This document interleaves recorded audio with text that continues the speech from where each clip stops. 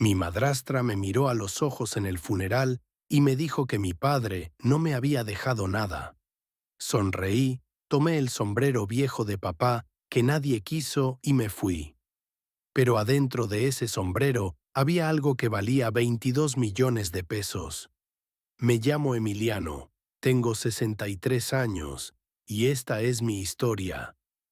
Si me escuchas, hermano, sabrás que a veces la vida te pega tan fuerte que crees que ya no puedes levantarte. Pero también sabrás que el amor verdadero encuentra maneras de protegerte incluso después de la muerte. Todo comenzó cuando yo tenía 14 años, allá en Monterrey.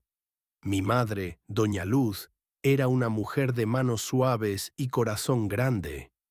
Hacía las tortillas más deliciosas de todo el barrio y por las tardes me sentaba en sus piernas para que me contara cuentos de cuando ella era niña en Guadalajara. Su risa era como el agua fresca en verano. Pero la vida, ya sabes cómo es. Un día mi madre se quedó dormida y ya no despertó. El corazón se le paró de repente, como un reloj que se queda sin cuerda. Tenía apenas 42 años. Recuerdo que mi padre, don Santiago, lloró durante 3 días seguidos. Lo encontraba en la cocina, sentado donde mi madre solía hacer las tortillas, con las manos vacías sobre la mesa. Durante 2 años fuimos solo él y yo. Aprendí a hacer quesadillas y a lavar mi ropa. Mi padre trabajaba duro en sus bodegas comerciales. Tenía 3 en la zona industrial y 2 terrenos que había comprado con tanto esfuerzo. Por las noches llegaba cansado, pero siempre me preguntaba por la escuela. Siempre se aseguraba de que hubiera comida en la mesa. Entonces llegó ella, Rosalinda. Mi padre me la presentó un domingo después de misa. Era una mujer joven, muy joven, de Tampico. Tendría apenas 25 años cuando mi padre ya tenía 45. Era bonita, eso no lo puedo negar, con el pelo negro brillante y los ojos verdes como el mar. Pero había algo en su mirada que me daba escalofríos, algo frío que nunca pude explicar bien. Se casaron 6 meses después. Yo tenía 16 años y ya sabía que mi vida iba a cambiar para siempre. Al principio, Rosalinda fingía ser amable conmigo. Me sonreía cuando mi padre estaba presente, me preguntaba por la escuela, incluso me preparaba desayuno. Pero cuando mi padre se iba a trabajar, su máscara se caía como un vestido viejo. Me miraba como si fuera una mancha en su casa nueva, algo que había que limpiar.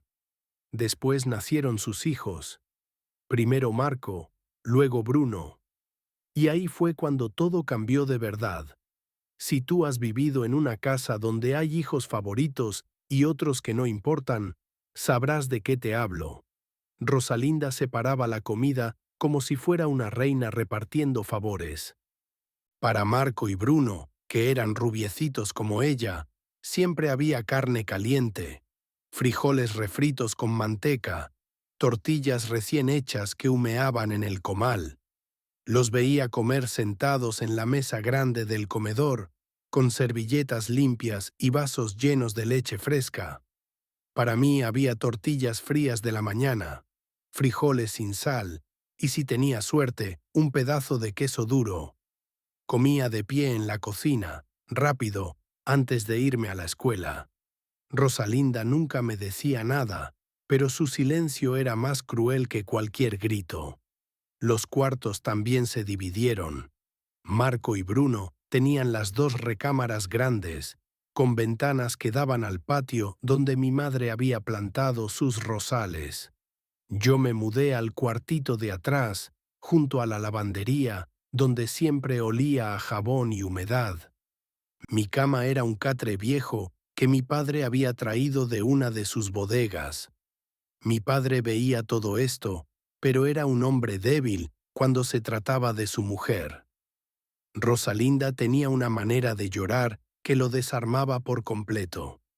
Cada vez que él intentaba decir algo sobre mi tratamiento, Ella empezaba con sus lágrimas y sus gritos, que si yo la odiaba, que si no la respetaba, que si ella trabajaba día y noche para cuidar a su familia y nadie lo apreciaba.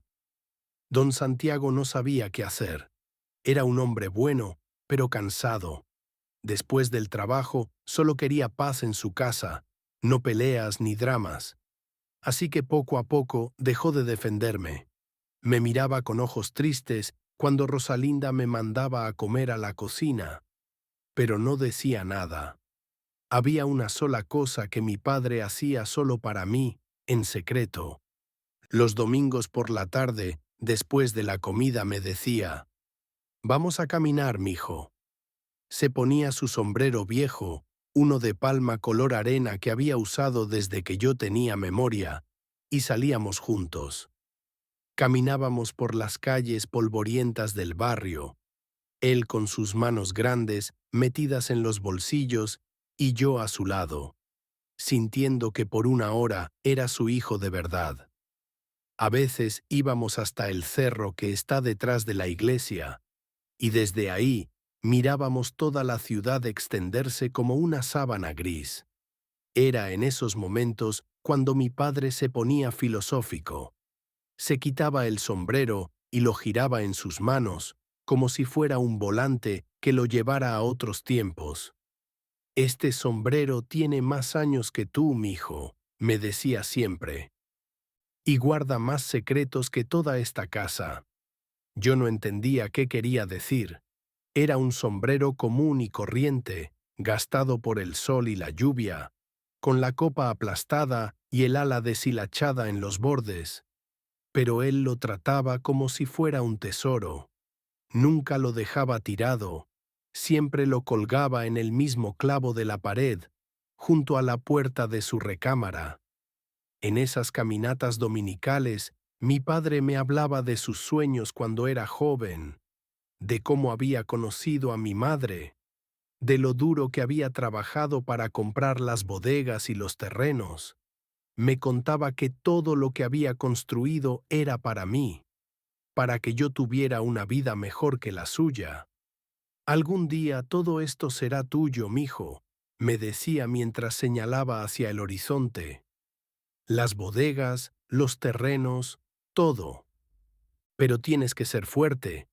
La vida te va a poner pruebas, y solo los hombres de verdad las superan». Yo asentía sin entender completamente. A los 16 años, las bodegas y los terrenos me parecían cosas muy lejanas.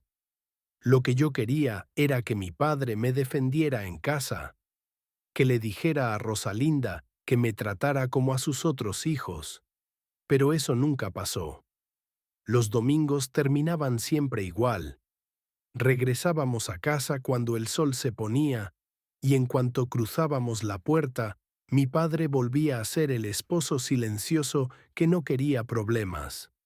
Rosalinda nos recibía con cara de pocos amigos, como si nuestras caminatas fueran una traición personal. «¿Dónde andaban?», preguntaba con esa voz aguda que me ponía los nervios de punta. «La comida se está enfriando. Los niños ya tienen hambre». Mi padre colgaba su sombrero en el clavo, se lavaba las manos y se sentaba a la mesa con Marco y Bruno. Yo me iba directo a la cocina por mis tortillas frías. Así pasaron 2 años más. 2 años de vivir como un extraño en mi propia casa, de contar los días hasta cumplir 18 y poder irme. Estudiaba por las mañanas y por las tardes ayudaba a mi padre en las bodegas, cargando cajas y aprendiendo el negocio. Él me enseñaba todo: cómo revisar la mercancía, cómo tratar con los clientes, cómo llevar las cuentas. «Algún día vas a manejar todo esto», me repetía. Pero en casa, Rosalinda ya había empezado a hablar de que Marco y Bruno eran los herederos legítimos, los hijos que importaban de verdad. El día que cumplí 18 años, mi padre me regaló una camisa nueva y me llevó a comer tacos al puesto de Don Chema, cerca de las bodegas. Fue una tarde hermosa, solo nosotros dos, hablando de hombre a hombre. Me dijo que estaba orgulloso de mí, que había crecido derecho a pesar de todo.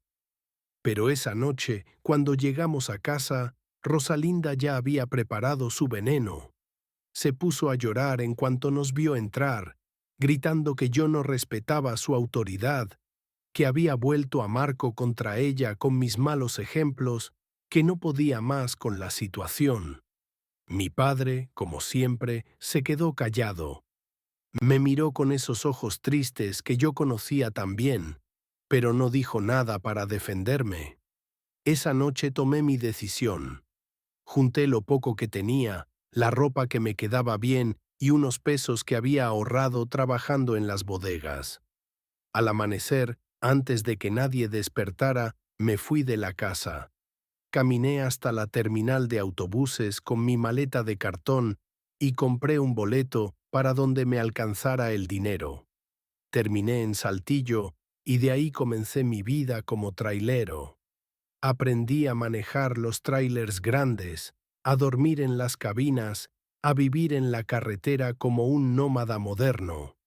Durante 10 años no volví a Monterrey.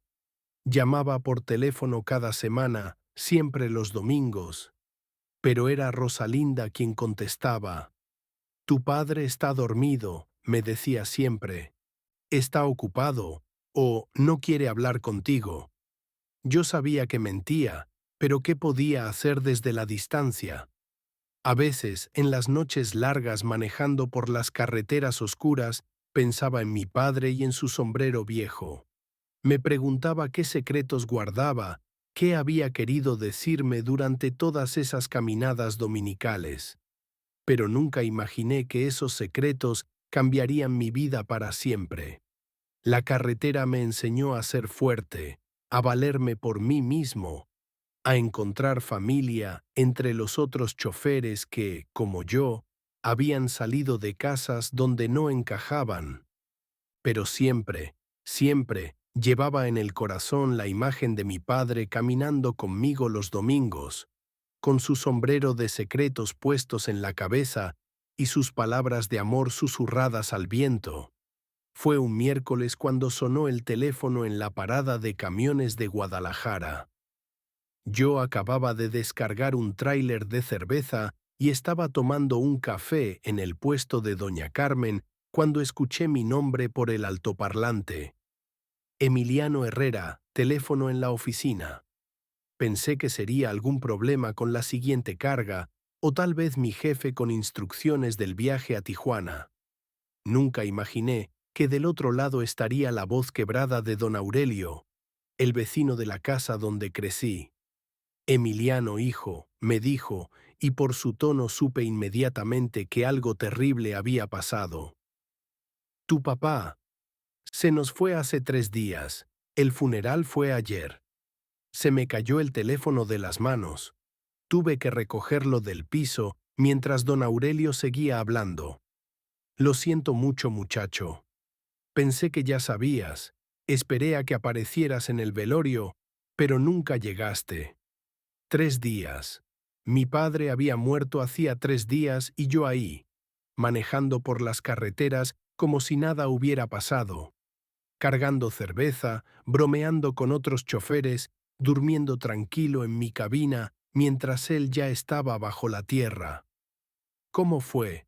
Logré preguntar con la voz rota. Don Aurelio me contó que había sido el corazón, que se desplomó en el patio de la casa mientras regaba las plantas de mi madre, las mismas plantas que ella había sembrado y que mi padre cuidaba como si fueran pedacitos de ella. ¿Y Rosalinda no me habló? Pregunté, aunque ya sabía la respuesta. Ay, hijo, suspiró don Aurelio. Esa mujer dijo que no tenía tu teléfono, que hacía años que no sabía nada de ti. Pero yo me acuerdo de cuando hablabas los domingos. Todos en el barrio sabíamos que llamabas. Colgué el teléfono y me quedé parado en esa oficina llena de humo de cigarro y mapas de carreteras, sintiendo como si me hubieran vaciado por dentro. Mi padre había muerto creyendo que yo lo había abandonado.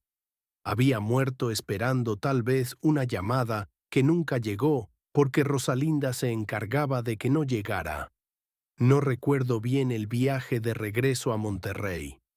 Manejé toda la noche con los ojos llenos de lágrimas, deteniéndome cada rato en las gasolineras para lavarme la cara y tomar café. Las luces de los otros tráilers pasaban como fantasmas en la carretera, y yo no podía dejar de pensar en la última vez que había hablado con mi padre. Había sido 2 años atrás. Logré que Rosalinda me lo pasara porque le dije que tenía noticias importantes del trabajo. Mi padre sonaba viejo, cansado, pero se alegró tanto de escuchar mi voz. Me preguntó por mi vida, si estaba comiendo bien, si tenía dinero suficiente. Siempre te pienso, mijo, me había dicho. Siempre te llevo en el corazón. Algún día vas a volver y vamos a caminar otra vez, como antes. Pero ese día nunca llegó. Cuando finalmente llegué a Monterrey, eran las 8 de la mañana. Venía directamente del viaje, con mi ropa de trabajo sudada y mis botas polvorientas. No había tenido tiempo ni de bañarme ni de cambiarme. Aparqué el tráiler en la esquina de la casa y caminé hacia la puerta que había cruzado por última vez 10 años atrás. La casa se veía distinta. Habían pintado la fachada de un color crema que no me gustó nada. El jardín de mi madre estaba descuidado, lleno de maleza. Pero lo que más me dolió fue ver que habían quitado el clavo donde mi padre colgaba su sombrero. En su lugar había un espejo pequeño con marco dorado. Toqué la puerta con los nudillos, suave al principio, luego más fuerte. Escuché voces adentro, risas, como si fuera una fiesta y no una casa de luto. Finalmente se abrió la puerta, y ahí estaba Rosalinda. 45 años tenía ya, pero se había conservado bien. El pelo negro seguía brillante, aunque ahora lo usaba más corto. Se había pintado los labios de rojo y llevaba un vestido negro que no se veía para nada como ropa de luto. Cuando me vio, su cara cambió completamente. La sorpresa se convirtió en disgusto, como si hubiera abierto la puerta y encontrado una cucaracha. «Tú», me dijo sin siquiera saludar, «vienes 3 días tarde». «Nadie me avisó», le respondí, tratando de mantener la voz calmada. «Me enteré ayer por don Aurelio». Ella se encogió de hombros como si eso no fuera su problema. Detrás de ella aparecieron Marco y Bruno. Los reconocí inmediatamente, aunque ya eran hombres adultos. Marco tenía 28 años y se parecía mucho a su madre, con el pelo rubio y los ojos verdes. Bruno era más moreno, de 26, pero tenía la misma expresión arrogante de Rosalinda.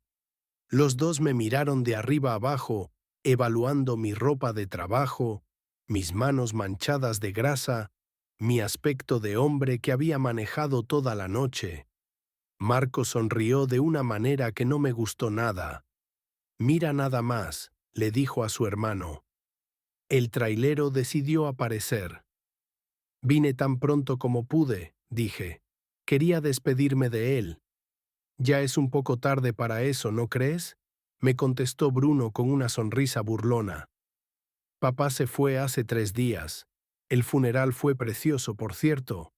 Vinieron como 200 personas. Todos sus amigos, sus socios de las bodegas, la gente del barrio. Preguntaban por ti». Rosalinda me miraba con los brazos cruzados, bloqueando la entrada. No me había invitado a pasar, ni siquiera me había dado el pésame. Era como si yo fuera un vendedor molesto que había tocado a la hora equivocada. «¿Qué quieres?», me preguntó finalmente. «Quería ver la casa», dije. «Ver dónde pasó todo. Tal vez llevar algunas flores al cementerio». «Ya no hay nada que ver aquí», me respondió secamente. «Y el cementerio no es lugar para vagabundos. La gente decente va los domingos, bien vestida, con respeto. Sentí la sangre subirme a la cara, pero me obligué a mantener la calma. Detrás de Rosalinda vi que la casa había cambiado completamente. Los muebles de mis padres habían desaparecido. Todo era nuevo, moderno, sin ningún rastro de la familia que había vivido ahí durante tantos años. Necesitamos hablar, dijo Rosalinda de repente.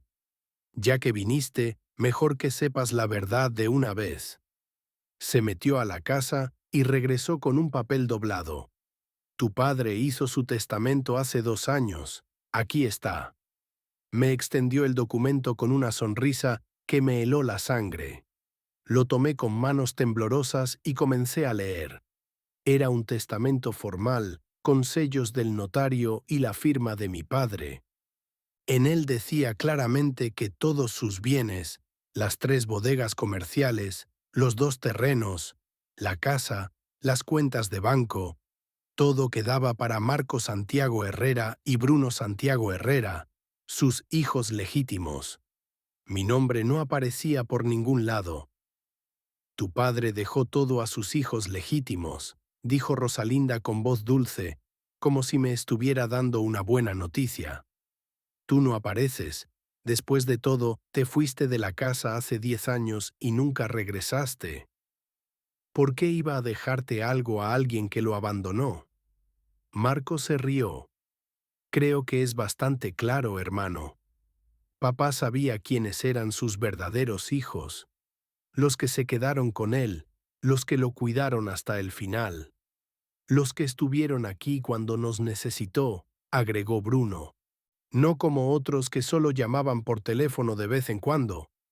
Miré el documento otra vez, buscando algún error, alguna señal de que no fuera real. Pero todo parecía legal, oficial. La fecha era de 2 años atrás, la firma parecía la de mi padre, y el sello del notario se veía auténtico. ¿Puedo entrar un momento?, pregunté. Solo quiero ver. No hay nada que ver, me interrumpió Rosalinda. La casa es de mis hijos ahora. Todo es de mis hijos. Tú ya no tienes nada que hacer aquí.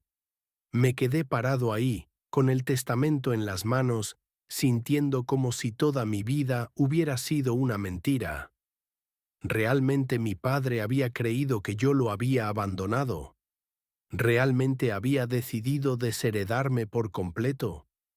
Recordé todas sus promesas durante nuestras caminatas dominicales. Algún día todo esto será tuyo, mijo. Vas a manejar las bodegas. Todo lo que he construido es para ti. ¿Habían sido solo palabras vacías?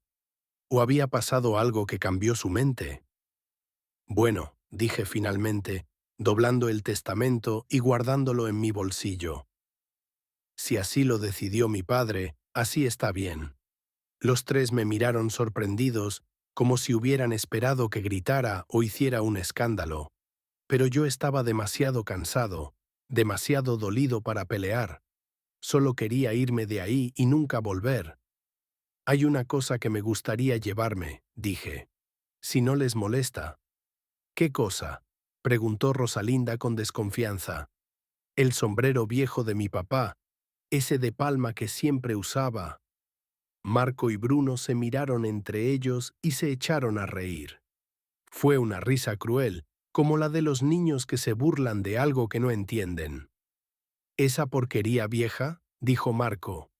«¿Para qué lo quieres? Está todo descolorido y lleno de agujeros». «Lo tiramos a la basura ayer», añadió Bruno. «Estaba apestoso. Mamá dijo que era una cochinada tenerlo en la casa». Sentí como si me hubieran dado un puñetazo en el estómago. ¿Lo tiraron? Rosalinda me miraba con una sonrisa maliciosa, disfrutando mi dolor. ¿Para qué iba a guardar esa cosa horrible? Era un sombrero de campesino, todo sucio y feo. No iba para nada con la decoración nueva de la casa. Por favor, les rogué. Era lo único que quería, solo eso. Ya te dijimos que lo tiramos, insistió Marco. Además, ¿qué vas a hacer con un sombrero viejo? No te va a servir para nada. Pero entonces Bruno, que había estado callado, dijo algo que cambió todo. Espera, Marco. Creo que mamá lo guardó en el garage. Dijo que tal vez se podía usar para espantar pájaros en el patio trasero. Rosalinda le lanzó una mirada furiosa a su hijo, como si hubiera dicho algo que no debía. No, no lo guardé. Se lo llevó la basura esta mañana. No, mamá, insistió Bruno, sin entender la mirada de advertencia de su madre. Yo lo vi ahí cuando saqué la bicicleta. Está colgado en el clavo junto a las herramientas. Déjame llevármelo, les pedí. Es lo único que quiero de él, se los ruego.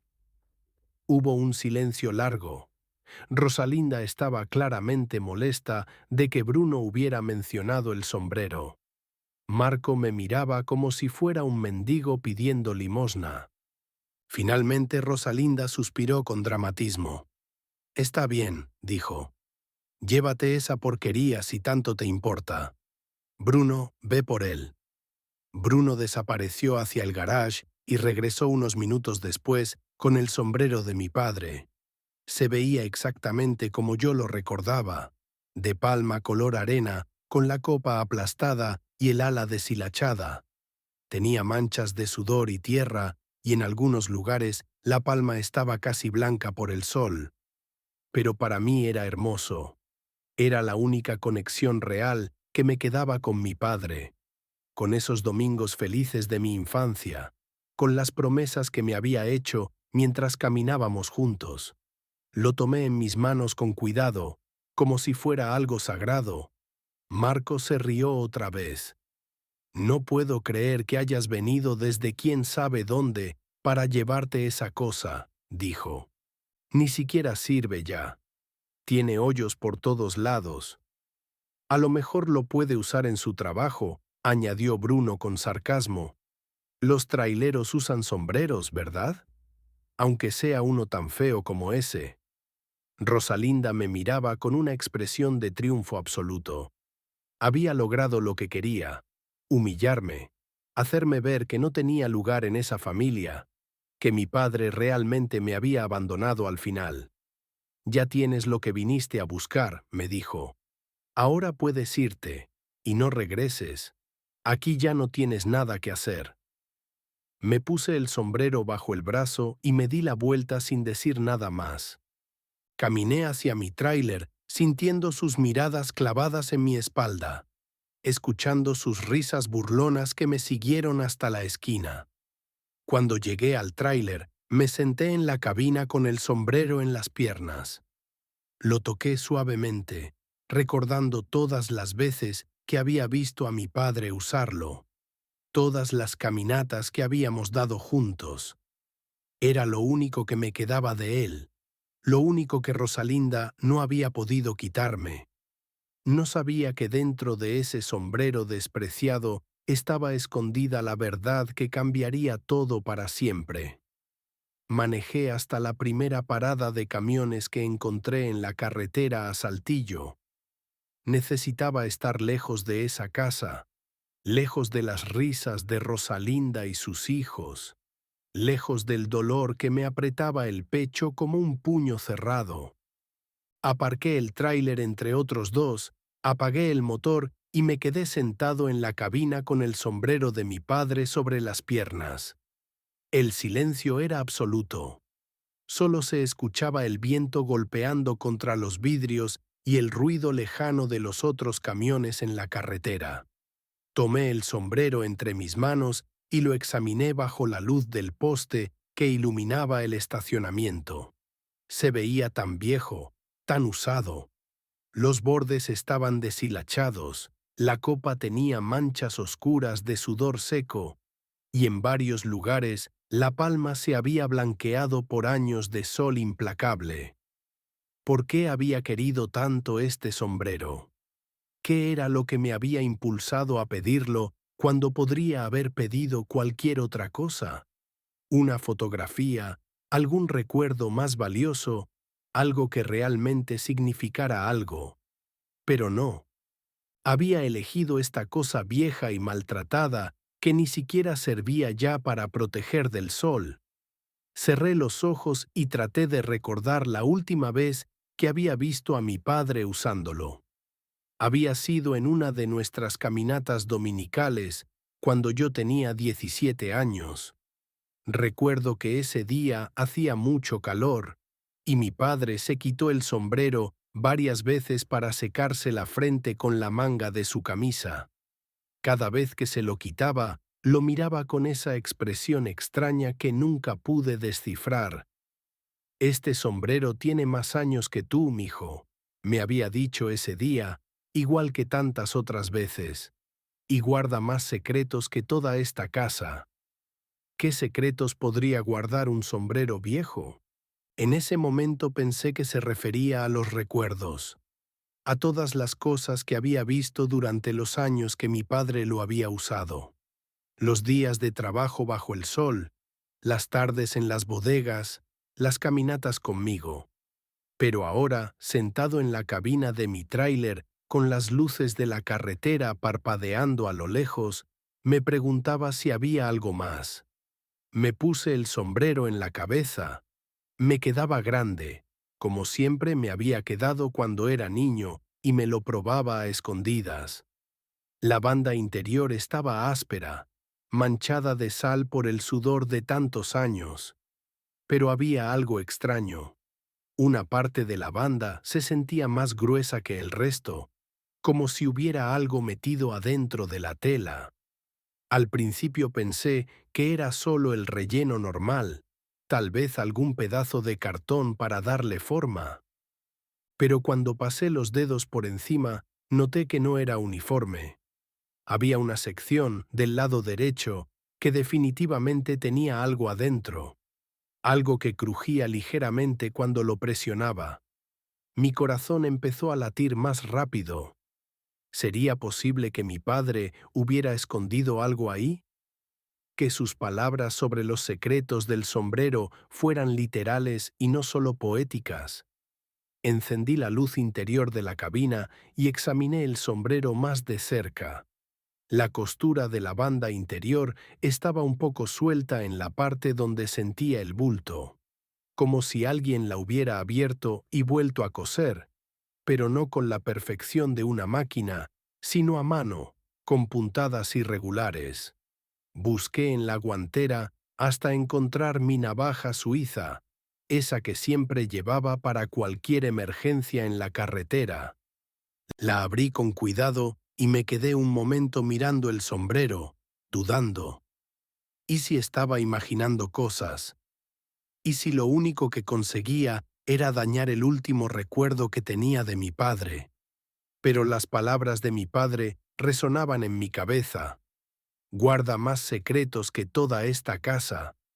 Y la manera como había dicho esas palabras, siempre con una sonrisa misteriosa, como si supiera algo que yo no sabía. Con mucho cuidado, inserté la punta de la navaja en la costura suelta. Los hilos eran viejos y se cortaron fácilmente. Poco a poco fui abriendo la banda, tratando de no dañar la tela más de lo necesario. El corazón me latía tan fuerte que podía escucharlo en el silencio de la cabina. Cuando la abertura fue lo suficientemente grande, metí los dedos adentro y palpé hasta que toqué algo que definitivamente no pertenecía ahí. Era algo plano, flexible, envuelto en plástico. Lo tomé con cuidado y lo saqué lentamente. Era un paquetito pequeño, envuelto en una bolsa plástica transparente, de esas que se usan para guardar documentos importantes. Adentro había papel, amarillento por el tiempo, doblado varias veces para que cupiera en el espacio estrecho de la banda del sombrero. Me quedé mirando el paquetito durante varios minutos, sin atreverme a abrirlo. ¿Qué podría ser? ¿Una carta? ¿Algún documento importante? ¿Un secreto de familia que mi padre había guardado durante tantos años? Finalmente, con manos temblorosas, abrí la bolsa plástica. El documento estaba doblado en 4 partes, y cuando lo desdoblé completamente, Casi se me cae de las manos por la impresión. Era un testamento, pero no el testamento que Rosalinda me había mostrado unas horas antes. Este era diferente, más viejo, amarillento, con el sello de otro notario. Y cuando leí la fecha, sentí que el mundo se me venía encima. Estaba fechado 5 años antes que el testamento de Rosalinda. Con los ojos llorosos por la emoción y la luz tenue de la cabina, comencé a leer línea por línea. Al principio no podía creer lo que estaba viendo. Tenía que volver a leer cada párrafo 2 o 3 veces para asegurarme de que no estaba soñando. El testamento decía claramente que don Santiago Herrera, en pleno uso de sus facultades mentales, dejaba el 60% de todos sus bienes a Emiliano Herrera, su hijo mayor, las 3 bodegas comerciales, los 2 terrenos en la zona industrial, la casa familiar, las cuentas bancarias, todo. El 60% para mí. Marco Santiago Herrera recibiría el 20% de la herencia, igual que Bruno Santiago Herrera. Y Rosalinda. Rosalinda no recibiría nada en propiedad, solo el derecho de vivir en la casa familiar hasta su muerte, sin poder venderla ni hipotecarla. Leí el documento completo 3 veces para asegurarme de que no estaba malinterpretando nada. Estaba firmado por mi padre con la misma letra que yo conocía desde niño. Estaba certificado por el licenciado Efraín Morales, notario público de Saltillo, y tenía todas las estampillas y sellos oficiales que lo hacían completamente legal. Pero lo que más me impactó fue la nota que mi padre había escrito a mano en el margen del documento.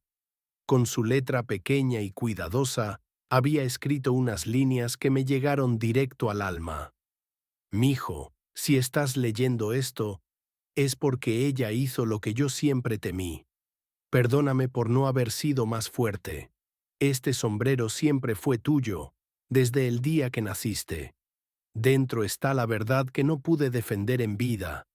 Las bodegas, los terrenos, todo lo que construí con mis manos, es tuyo. Eres mi hijo mayor, mi sangre, y aunque no pude protegerte de ella cuando estaba vivo, voy a protegerte ahora que estoy muerto. No dejes que te quiten lo que es tuyo por derecho. Te amo, papá. Las lágrimas me corrían por las mejillas sin poder detenerlas. Mi padre sí me había dejado herencia. No solo eso, había sido tan inteligente que se adelantó a los planes de Rosalinda. Sabía que ella intentaría quitarme todo, y por eso había escondido el testamento verdadero en el único lugar donde estaba seguro de que nadie lo buscaría, en su viejo sombrero despreciado. El testamento falso que me había mostrado Rosalinda estaba fechado 2 años después que éste. Eso significaba que en algún momento mi padre había ido con otro notario, probablemente obligado por Rosalinda, para hacer un segundo testamento. Pero el primero tenía prioridad legal. El primero era el que realmente contaba. Sostuve el documento contra mi pecho y lloré como no había llorado desde que era niño. Lloré por todos los años perdidos, por todas las veces que había dudado del amor de mi padre, por todas las noches que había pasado en la carretera pensando que me había abandonado. Mi padre no solo me amaba, sino que había luchado por mí de la única manera que pudo.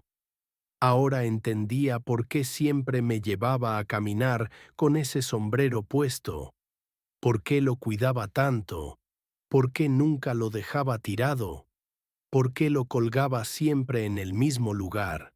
No era solo un sombrero viejo, era mi herencia, era su manera de asegurarse de que, pasara lo que pasara, yo recibiría lo que me correspondía. Y entendía también por qué había dicho tantas veces que el sombrero guardaba secretos. Guardaba el secreto más importante de todos, la prueba de que yo era su hijo legítimo. su heredero principal, el dueño legal del 60% de todo lo que había construido durante su vida. Miré hacia la carretera donde los faros de los otros camiones seguían pasando como luciérnagas en la oscuridad. Unas horas antes había salido de esa casa sintiéndome como un mendigo, humillado y desheredado. Ahora tenía en mis manos la llave para recuperar no solo mi herencia, sino mi dignidad. Rosalinda había cometido un error terrible al dejarme llevar el sombrero. Probablemente pensó que era solo un objeto sin valor, una reliquia inútil que no le haría daño a nadie. No podía imaginar que dentro de esa porquería vieja, como la había llamado Marco, estaba escondida su perdición. Volví a leer la nota de mi padre, memorizando cada palabra. «Perdóname por no haber sido más fuerte», había escrito. Pero él había sido fuerte a su manera.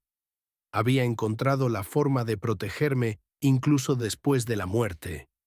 Había sido más astuto que Rosalinda, más inteligente que sus abogados, más amoroso que cualquier padre que hubiera gritado o peleado en vida. Guardé cuidadosamente el testamento de vuelta en su bolsa plástica y lo metí en el bolsillo interno de mi chamarra, junto a mi corazón. Miré el sombrero con nuevos ojos. Ya no era una reliquia vieja y maltratada. Era el símbolo de la inteligencia de mi padre, de su amor inquebrantable, de su capacidad para planear a futuro, incluso cuando parecía derrotado. Me lo puse en la cabeza otra vez, y esta vez me quedó perfecto, como si hubiera estado esperando todos estos años a que yo estuviera listo para llevarlo. Encendí el motor del tráiler y salí del estacionamiento rumbo a Saltillo. Tenía que buscar al licenciado Efraín Morales. Tenía que hacer valer este testamento. Tenía que demostrarle a Rosalinda que había subestimado tanto a mi padre como a mí. Mientras manejaba por la carretera, con el sombrero puesto y el testamento cerca del corazón, pude jurar que sentía la presencia de mi padre a mi lado. Era como si estuviera otra vez caminando conmigo un domingo por la tarde, protegiéndome, guiándome, enseñándome que el amor verdadero siempre encuentra la manera de ganar. Este sombrero guarda más secretos que toda esta casa, había dicho tantas veces. Y tenía razón. Guardaba el secreto que cambiaría mi vida para siempre. El secreto que me devolvería no solo mi herencia, sino mi lugar en el mundo como el hijo legítimo de don Santiago Herrera. La carretera se extendía ante mí, iluminada por los faros del tráiler y por la esperanza que nacía de nuevo en mi pecho.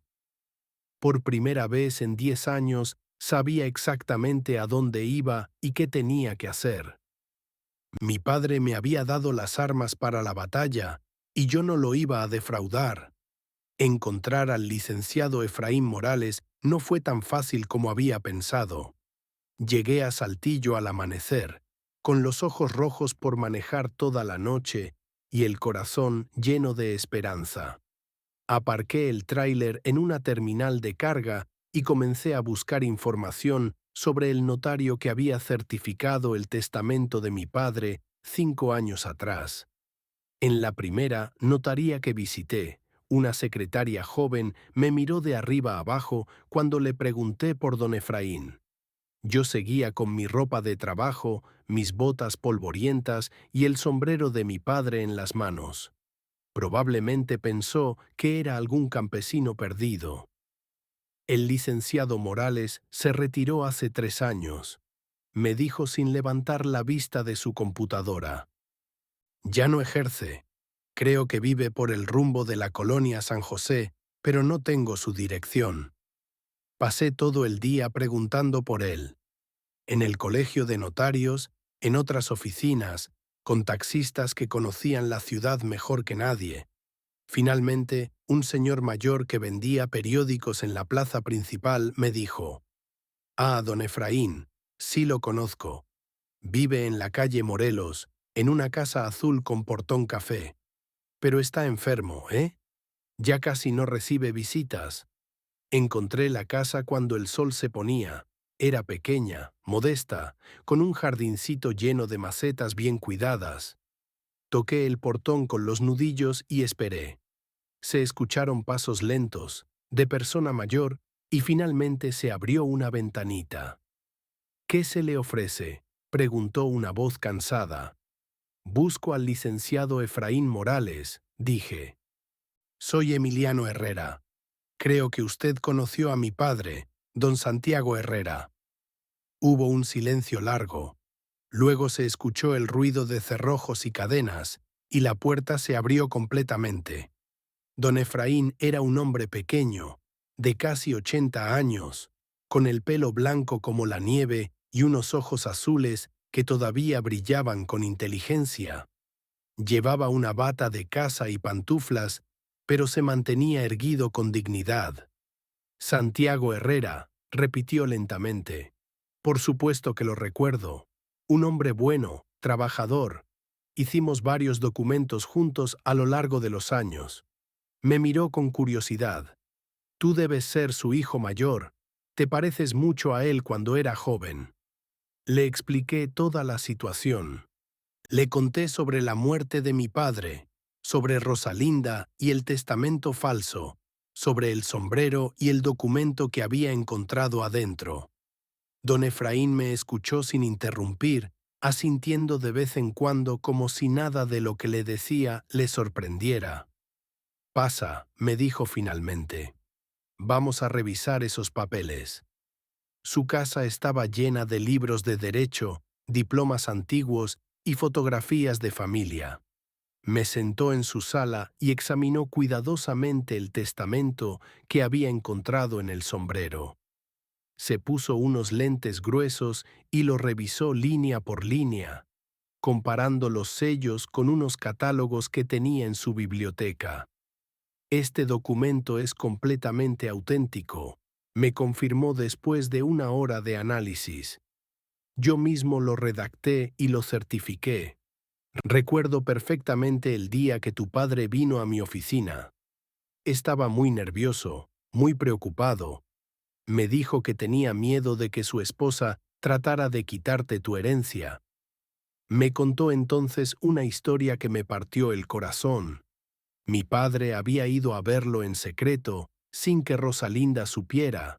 Le había explicado toda la situación familiar, cómo mi madrastra me había corrido de la casa, cómo me trataba, cómo había logrado que me alejara de la familia. «Tu padre me dijo algo que nunca olvidé», continuó don Efraín. Me dijo: «Licenciado, yo soy un hombre cobarde. No tuve el valor para defender a mi hijo cuando estaba en casa, pero quiero asegurarme de que cuando yo muera, él reciba lo que le corresponde». Por eso insistió tanto en que el testamento fuera absolutamente legal, con todas las formalidades. Don Efraín me explicó que según la ley, cuando existen dos testamentos del mismo persona, el más reciente anula al anterior, pero solo si el más reciente es auténtico. Si se demuestra que es falso, entonces el anterior vuelve a tener validez completa. «Lo que necesitamos hacer», me dijo, «es comprobar que el testamento que te mostró tu madrastra es una falsificación, y para eso vamos a necesitar ayuda de expertos en grafología». Al día siguiente fuimos juntos a ver a un abogado que don Efraín conocía desde hace años, el licenciado Rodríguez. Era un hombre serio, de unos 50 años, que trabajaba en un bufete pequeño pero respetable. Cuando le explicamos la situación, se interesó inmediatamente en el caso. «Esto es más común de lo que la gente piensa», me dijo. «Las segundas esposas que tratan de desheredar a los hijos del primer matrimonio. Pero si realmente tenemos un testamento falso, podemos no solo recuperar tu herencia, sino también proceder criminalmente contra quien hizo la falsificación». El licenciado Rodríguez me pidió que consiguiera una copia del testamento falso de Rosalinda para poder compararlo con el auténtico. Esto significaba que tenía que regresar a Monterrey y enfrentarme otra vez con mi madrastra. No era algo que me emocionara, pero era necesario. Cuando llegué a la casa de mi padre 3 días después, Rosalinda me recibió con la misma hostilidad de siempre. Pero esta vez yo me sentía diferente. Traía el sombrero puesto y el testamento real guardado en un lugar seguro. Ya no era el tráilero humillado que había venido a pedir limosna. Era el heredero legítimo que venía a reclamar lo suyo. «¿Qué quieres ahora?», me preguntó con disgusto. «Ya te dije que aquí no tienes nada que hacer». «Necesito una copia certificada del testamento que me mostraste», le dije con voz calmada. «Mi abogado me la pidió para algunos trámites». Rosalinda me miró con desconfianza. «¿Tu abogado? ¿Para qué trámites? Tú no tienes derecho a nada». «Solo quiero una copia», insistí. «Es para mis archivos personales. Total, según tú, ese documento demuestra que no tengo herencia. ¿Qué te puede importar que tenga una copia?». Después de mucho regatear y amenazarme con llamar a la policía si no me iba, finalmente accedió a darme una copia fotostática del testamento. Creo que pensó que era una manera de humillarme más, de refregarme en la cara que no tenía derecho a nada. Lo que Rosalinda no sabía era que esa copia iba a ser su perdición. El licenciado Rodríguez envió ambos testamentos a un perito grafólogo de la Ciudad de México, uno de los mejores del país. Los resultados llegaron 2 semanas después y fueron contundentes. La firma de mi padre en el testamento de Rosalinda era una imitación muy buena, hecha por alguien que había practicado mucho, pero imitación al fin y al cabo. El perito explicó en su dictamen que había diferencias microscópicas en la presión de la pluma, en la velocidad del trazo, en pequeños temblores que indicaban que quien había firmado estaba copiando algo en lugar de firmar naturalmente. La firma auténtica, la del testamento que encontré en el sombrero, mostraba todas las características de una firma genuina y espontánea. «Con esto podemos proceder», me dijo el licenciado Rodríguez. «Vamos a demandar la nulidad del testamento falso y el reconocimiento del testamento auténtico. Y también vamos a presentar una denuncia penal por falsificación de documentos». El proceso judicial comenzó en febrero de 2019. Desde el primer día supe que iba a ser una batalla larga y difícil. Rosalinda había contratado a uno de los bufetes más caros de Monterrey, con abogados que llegaban al juzgado en trajes de marca y carros de lujo. Su estrategia era clara: presentarme como un hijo desagradecido que había abandonado a su padre y que ahora venía a reclamar una herencia que no se merecía. Yo, en cambio, tenía solo al licenciado Rodríguez y a don Efraín como testigo. Mi abogado usaba el mismo traje desde hace 10 años, y yo iba a cada audiencia con mi ropa de trabajo limpia y el sombrero de mi padre en las manos. Muchas veces me sentí como David enfrentándose a Goliat. En la primera audiencia, el abogado de Rosalinda trató de desacreditar el testamento que había encontrado en el sombrero. Dijo que era imposible que un documento tan importante hubiera estado guardado en un lugar tan inadecuado, que probablemente yo mismo lo había falsificado para reclamar una herencia que no me correspondía. Pero don Efraín declaró como testigo y su testimonio fue devastador para la defensa de Rosalinda. Explicó con lujo de detalles cómo mi padre había ido a su oficina, lo nervioso que estaba, las precauciones que había tomado para asegurarse de que el testamento fuera completamente legal. También confirmó que él mismo había sugerido a mi padre que guardara el documento en un lugar donde Rosalinda nunca lo buscaría. Don Santiago me dijo que su esposa nunca tocaría ese sombrero viejo, declaró don Efraín ante el juez. Me dijo que ella lo consideraba una cosa sucia y fea, que siempre le pedía que lo tirara. Por eso decidió esconder ahí el testamento.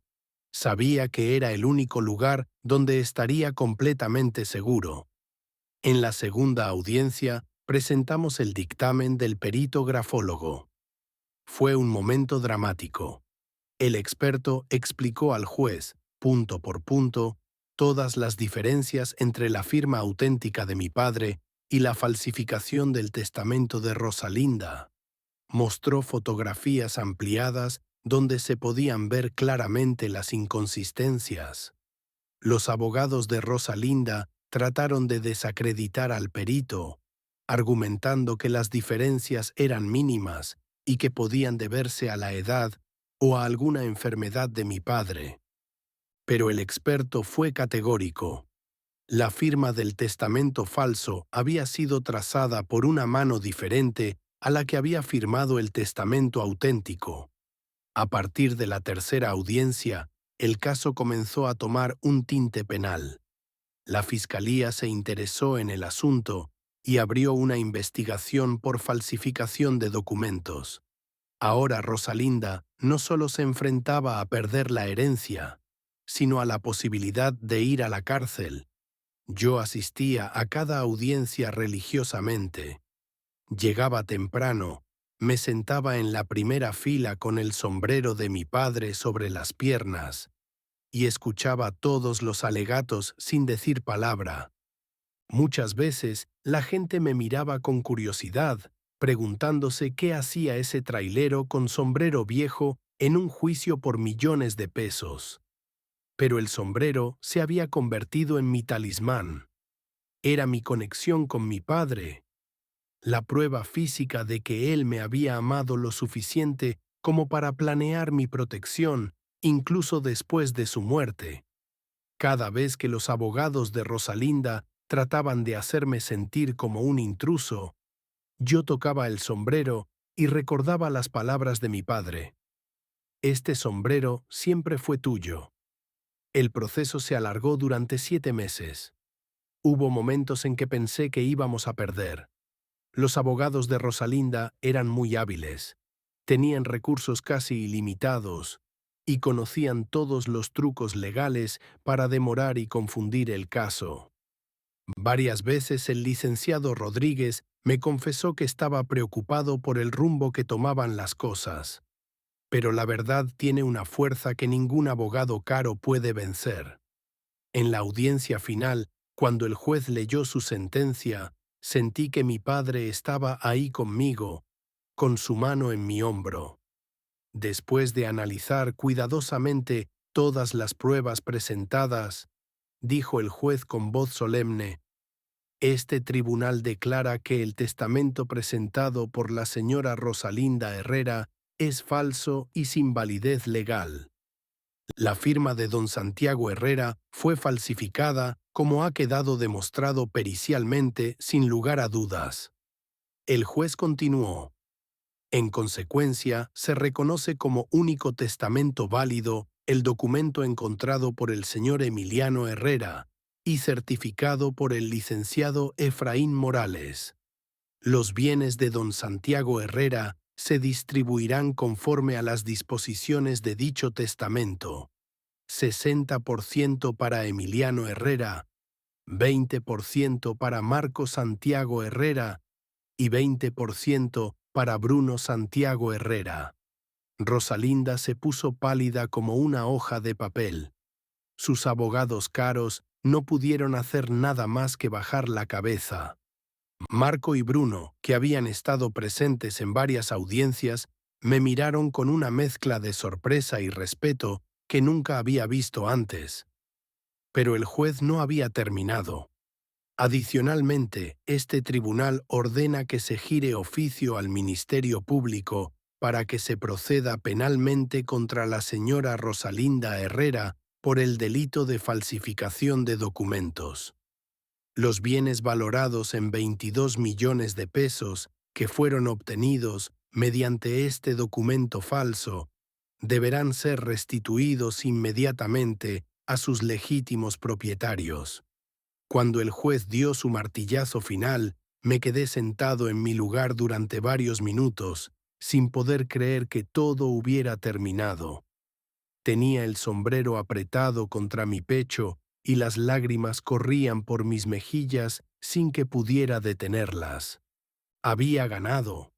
No solo había recuperado mi herencia, sino que había limpiado el nombre de mi padre y había demostrado que su amor por mí había sido más fuerte que todos los planes de Rosalinda.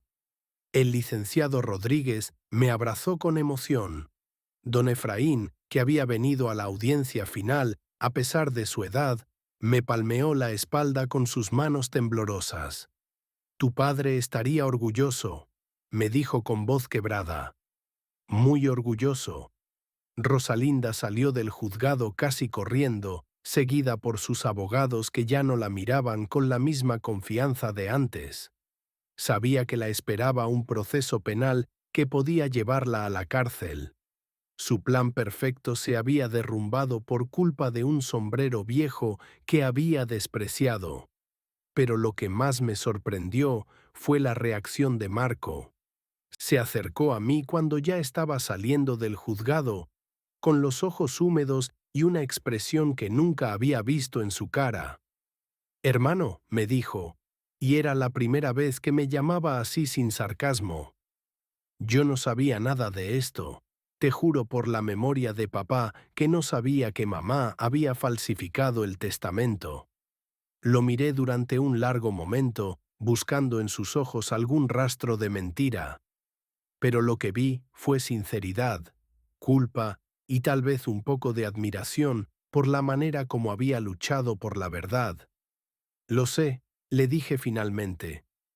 «Por eso papá te dejó tu parte en el testamento verdadero. Él sabía quién eras realmente». Marco asintió con la cabeza, incapaz de hablar. Bruno se mantuvo a distancia, pero ya no me miraba con desprecio.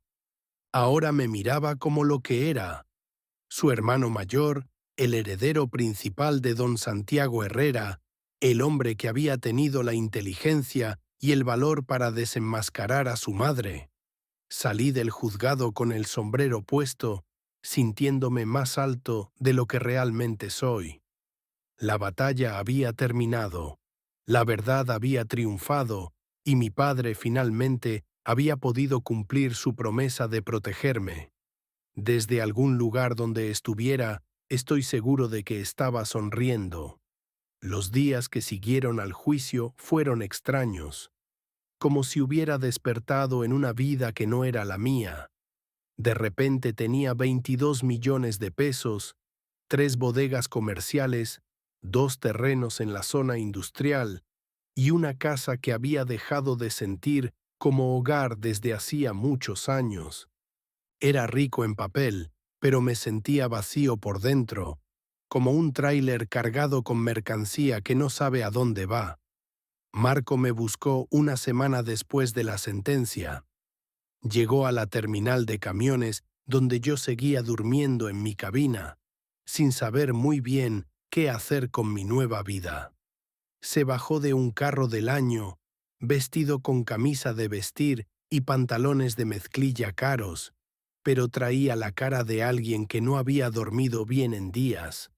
«¿Podemos hablar?», me preguntó con esa humildad que nunca había visto en él antes. Nos sentamos en una mesa de la fonda de Doña Carmen, donde yo había desayunado tantas veces durante mis años de trailero. Marco pidió café, pero no lo tocó. Se quedó mirando la taza como si adentro estuvieran las palabras que buscaba. «Hermano», comenzó, y otra vez esa palabra sonó diferente en su boca. Yo no sabía nada del testamento falso. Te lo juro por la memoria de papá. Cuando mamá nos mostró el documento, nunca pensé que podría ser una mentira. Lo miré sin interrumpirlo. En sus ojos verdes, iguales a los de Rosalinda, había algo nuevo. Tal vez respeto, tal vez miedo, tal vez la comprensión tardía de quién había sido realmente su madre todos estos años. Desde que éramos niños, continuó, ella nos decía que tú habías abandonado a papá, que te habías ido porque no querías trabajar, que solo los hijos que se quedaron merecíamos la herencia. Yo me lo creí todo, hermano. Me creí que eras un mal hijo. Tomó aire antes de seguir. Pero ahora entiendo muchas cosas que no entendía antes. ¿Por qué papá se ponía triste cuando ella hablaba mal de ti? ¿Por qué siempre preguntaba por ti cuando creía que nadie lo escuchaba? ¿Por qué guardaba tu foto del colegio en su cartera, aunque mamá le decía que la tirara? Una mesera pasó con una charola de tacos y el olor a carne asada llenó el espacio entre nosotros.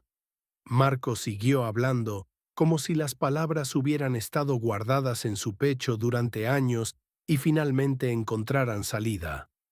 El día del funeral, me dijo, papá había preguntado por ti. Sus últimas palabras fueron, ¿dónde está Emiliano? ¿Ya sabe que me voy? Pero mamá le dijo que no tenía tu teléfono, que no sabía cómo localizarte. Yo pensé que era verdad. Se limpió los ojos con el dorso de la mano, tratando de no llorar ahí en público. Perdóname, hermano. Perdóname por todos los años que te traté mal, por todas las veces que me burlé de ti, por haber creído que no valías nada. No sabía que mamá me había llenado la cabeza de mentiras. Le puse la mano en el hombro, sintiendo que era mi hermano de verdad por primera vez en la vida. No tienes nada que perdonar, le dije. Eras un niño cuando todo comenzó. Los niños creen lo que les dicen los adultos. Papá lo sabía, por eso te dejó tu parte en el testamento. Marco levantó la vista, sorprendido. ¿No me vas a quitar mi 20%? ¿Por qué habría de hacerlo? Le respondí. Es lo que papá quería. Él sabía distinguir entre los que eran malos por naturaleza y los que solo habían sido mal aconsejados.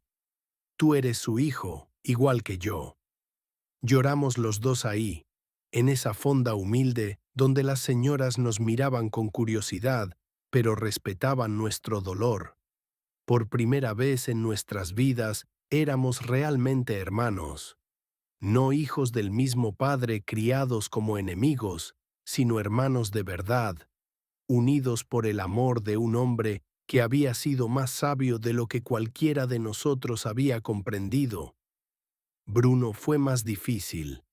Vino a verme algunos días después, pero no para pedir perdón, sino para tratar de negociar. Quería que vendiéramos todo y repartiéramos el dinero en partes iguales, sin importar lo que dijera el testamento. Cuando le expliqué que yo iba a respetar la voluntad de nuestro padre al pie de la letra, se molestó y se fue gritando que esto no se iba a quedar así. Pero con el tiempo, también él entendió que no tenía opción. El testamento era claro, y yo no era el hermano débil que había creído conocer. Rosalinda simplemente desapareció. Una semana después del juicio, la casa estaba vacía. Los vecinos dijeron que se había ido en la madrugada con 2 maletas y sin decir adiós a nadie.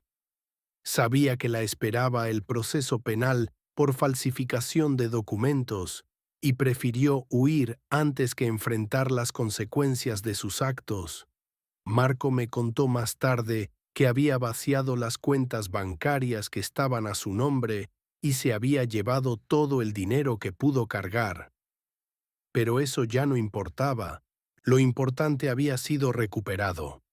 Cuando finalmente entré a la casa de mi padre como su dueño legítimo, me quedé parado en la sala durante 1 hora, recordando. Todo había cambiado tanto que parecía la casa de extraños. Los muebles que recordaba, los que habían pertenecido a mis padres, ya no estaban. En su lugar había decoración moderna, fría, sin alma. Las paredes estaban pintadas de colores que nunca hubiera elegido mi padre. Incluso el olor era diferente.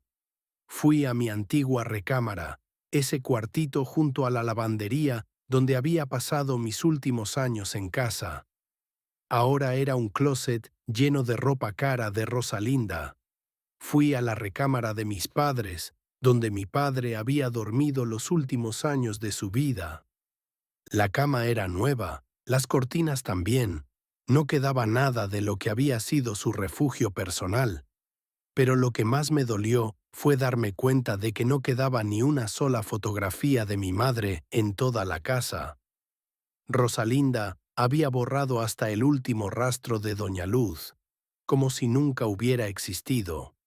Era como si hubiera tratado de borrar toda la vida anterior de mi padre, toda su historia antes de que ella llegara. Esa tarde tomé una decisión que sorprendió a todos, incluyendo al licenciado Rodríguez. No iba a vivir en esa casa. No podía convertir en mi hogar un lugar que había sido el escenario de tantos años de humillación y tristeza. Además, era demasiado grande para mí, demasiado lujosa para mis necesidades. Yo había aprendido a vivir con poco durante mis años de trailero y no necesitaba tanto espacio para ser feliz. Decidí vender las bodegas también. Eran buenos negocios, rentables, bien ubicados, pero requerían atención constante, conocimiento del mercado, habilidades administrativas que yo no tenía. Durante toda mi vida adulta había sido trailero, había vivido en las carreteras, no sabía nada de manejar empleados o negociar con clientes empresariales. Era mejor venderlas e invertir el dinero en algo más sencillo. Los terrenos de la zona industrial sí decidí conservarlos. Eran una inversión segura, se revalorizaban cada año y no requerían mucho mantenimiento. Con la renta que generaban, tendría suficiente dinero para vivir cómodamente el resto de mi vida sin tener que preocuparme por trabajar. Con el dinero de la venta de las bodegas y de la casa, compré una casa pequeña en Linares, un pueblo tranquilo a 1 hora de Monterrey. Era una casa sencilla, de una sola planta, con 2 recámaras, una cocina grande y un patio trasero donde podía tener algunas plantas. Nada lujoso, nada ostentoso, pero era mía de verdad. Por primera vez en mi vida tenía un hogar que nadie podía quitarme. El día que me mudé a Linares, lo único que llevé de la casa de mi padre fue una fotografía de mis padres juntos, tomada cuando yo era niño. La habían guardado Marco en su recámara, salvándola de la limpieza general que había hecho Rosalinda. En la foto, mi madre sonreía con ese rostro dulce que recordaba de mi infancia, y mi padre la tenía abrazada por la cintura con una expresión de felicidad genuina que no había vuelto a ver en él después de que ella muriera. En mi nueva casa, lo primero que hice fue buscar el lugar perfecto para el sombrero de mi padre. Lo encontré en la sala, en una pared donde daba la luz de la tarde, pero no el sol directo. Instalé un gancho especial, fuerte, a la altura exacta donde él solía colgarlo en su recámara. Y ahí lo puse, con todo el respeto y el cariño que me había enseñado a sentir por esa reliquia familiar. Al lado del gancho, en una mesa pequeña, puse la fotografía de mis padres. Así cada vez que veía el sombrero, los veía a ellos también, juntos y felices como habían sido antes de que llegaran los problemas. El sombrero quedó exactamente como yo lo había encontrado, con la banda interior rota, con los hilos sueltos donde había estado escondido el testamento, con ese agujero que contaba la historia de mi batalla legal. Mucha gente me preguntaba por qué no había reparado la banda interior, por qué no le había puesto un forro nuevo para que se viera mejor. Pero yo quería que se quedara así, con las cicatrices de la guerra que habíamos peleado juntos, mi padre y yo. Esas roturas no eran defectos, Eran medallas de honor. Eran la prueba de que habíamos ganado la batalla más importante de nuestras vidas. Los domingos por la tarde, cuando la luz dorada entraba por las ventanas de mi sala, me sentaba en mi sillón favorito y miraba el sombrero mientras tomaba café. A veces le hablaba como si mi padre estuviera ahí escuchándome. Le contaba sobre mi vida nueva, sobre la paz que había encontrado, sobre los planes que tenía para el futuro. ¿Sabes qué, papá?, le decía. Creo que al final todo salió como tenía que salir.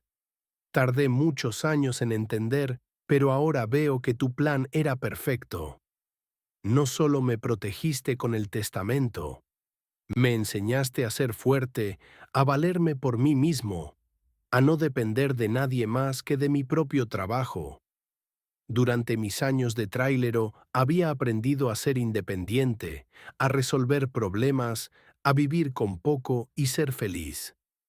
Esas lecciones habían sido tan valiosas como cualquier herencia en dinero. Mi padre lo sabía cuando me dejó ir. Sabía que tenía que formarme como hombre antes de poder recibir lo que me correspondía. Marco venía a visitarme una vez al mes. Habíamos desarrollado una relación nueva basada en el respeto mutuo y el cariño verdadero. Él manejaba su parte de la herencia mejor de lo que yo hubiera podido hacer. Había ampliado el negocio familiar y le iba muy bien. Bruno tardó más en aceptar la nueva realidad, pero con el tiempo también comenzó a tratarme como hermano mayor, pidiendo consejos, invitándome a las fiestas familiares. Una tarde, mientras Marco y yo tomábamos cerveza en mi patio, mirando las plantas que había sembrado, me hizo una pregunta que me llegó al corazón. «Hermano», me dijo, «¿cómo no odias a mamá después de todo lo que te hizo?». Me quedé pensando un rato antes de responder. Era una pregunta justa, una pregunta que yo mismo me había hecho muchas veces durante los meses después del juicio. «¿Sabes qué?», le dije finalmente. Al principio sí la odiaba. Durante años la odié tanto que me hacía daño a mí mismo. Pero después entendí algo importante. El odio es como tomar veneno esperando que se muera tu enemigo. Solo te lastimas a ti. Señalé hacia el sombrero, visible desde el patio a través de la ventana abierta de la sala. Además, si no hubiera sido por ella, yo nunca habría aprendido lo que aprendí. Nunca habría conocido las carreteras. Nunca habría aprendido a ser independiente. Nunca habría desarrollado la fuerza que necesitaba para pelear esta batalla. Marco asintió, pero vi en sus ojos que todavía le costaba trabajo entender. ¿Pero no te duele pensar en todos los años perdidos con papá? Me duele mucho, admití. Pero esos años no estuvieron completamente perdidos. Papá siguió pensando en mí, siguió planeando mi futuro, siguió amándome aunque no estuviéramos juntos. Y al final, su amor fue más fuerte que todo el odio de Rosalinda. Esa noche, cuando Marco se fue a su casa, me quedé sentado en mi sala mirando el sombrero y pensando en las vueltas extrañas que da la vida. Recordé una conversación que había tenido con mi padre cuando yo tenía 16 años. Pocos meses antes de irme de la casa, habíamos estado caminando por el cerro, como siempre los domingos, cuando de repente me preguntó, «Mijo, ¿tú crees que el amor puede sobrevivir a la muerte?». En ese momento pensé que era una pregunta rara, tal vez inspirada por su tristeza por mi madre. Le contesté algo típico de adolescente, algo sobre que los muertos vivían en nuestros recuerdos y cosas así. Pero ahora, con el sombrero frente a mí y la historia completa en mi corazón, entendí que mi padre no estaba filosofando. Me estaba preparando para lo que iba a venir. Me levanté del sillón y me acerqué al sombrero. Lo toqué suavemente, como había visto a mi padre hacer tantas veces durante nuestras caminatas. La palma estaba áspera, gastada por los años, pero seguía siendo sólida, como el amor de mi padre por mí. Mi padre no pudo defenderme en vida, dije en voz alta, hablándole tal vez a mi padre, tal vez a mí mismo, tal vez a cualquiera que pudiera estar escuchando mi historia. Pero encontró la manera de defenderme después de muerto. A veces el amor se esconde donde nadie quiere mirar. A veces la protección más grande viene disfrazada de algo que parece insignificante. Pensé en todos los hijos que crecen sin padres, o con padres que no saben cómo demostrar su amor. Pensé en todas las familias divididas por el dinero, por los celos, por la ambición. Pensé en todas las madrastras del mundo que tratan mal a los hijos de otros matrimonios y en todos los hombres débiles que no saben cómo proteger a sus hijos de esas situaciones. Mi historia no era única, era la historia de miles de familias donde el amor verdadero tiene que competir contra el egoísmo, la codicia, la manipulación. Pero mi historia también demostraba que el amor verdadero siempre encuentra la manera de ganar, aunque sea después de muchos años, aunque sea de maneras que nadie espera. El sombrero de mi padre no era solo una reliquia familiar, era un símbolo de esperanza para todos los hijos que se sienten abandonados, para todos los padres que se sienten impotentes, para todos los que creen que la injusticia siempre gana al final.